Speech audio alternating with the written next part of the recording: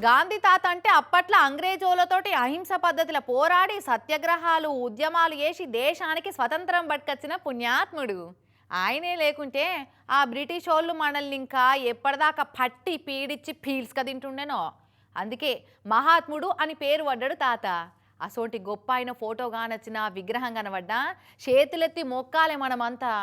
సరే, తెలివనోళ్ళు ఇష్టం లేనోళ్ళు మొక్కకుండా మంచిదే కానీ మర్యాద ఇవ్వకుండా పోయేదేం లేదు కానీ నేరీ గీళ్ళు చేసినట్టు చేసుడైతే అసలు పద్ధతి కాదంటే. చెడు వినవద్దు, చెడు కనవద్దు, చెడు అనవద్దు అని అందరికి గాంధీ తాత చెప్తే అదే గాంధీ తాత ముంగట గీ వీళ్ళు చూడు ఏం చేస్తున్నారో.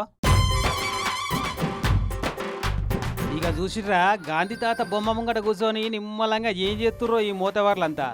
మనల్ని ఎవర్రా అడిగేటోడు అన్నట్టే గాంధీ తాత కండ్ల ముంగటనే కూర్చొని మందు దాక్కుంటా ప్యాకెట్ ఆడుతున్నారు సార్లు.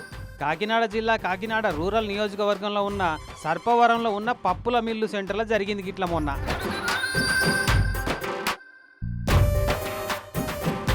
మరి ఇంకేడా జాగ దొరకలేదా ఎట్లా ఈ మేధావులకు?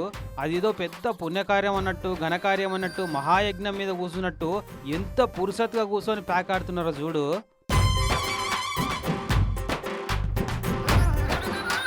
ఈ ఘనకార్యాన్ని ఎవరో సీక్రెట్గా వీడియో తీసి సర్పవరం పోలీసు వాళ్ళకి ఏరేస్తే వెంటనే ఉరికొచ్చి ప్యాకాట రాయల దీక్షను భగ్నం చేసి ఉరికిచ్చిరట అడికెళ్ళి.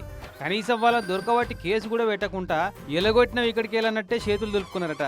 అసలు ప్యాకాటే పెద్ద తప్పాయే. అందులో ఇంకా ఊరు నడిమిట్టున్న గాంధీ విగ్రహం ముంగట ఆడు ఎంత పెద్ద తప్పు.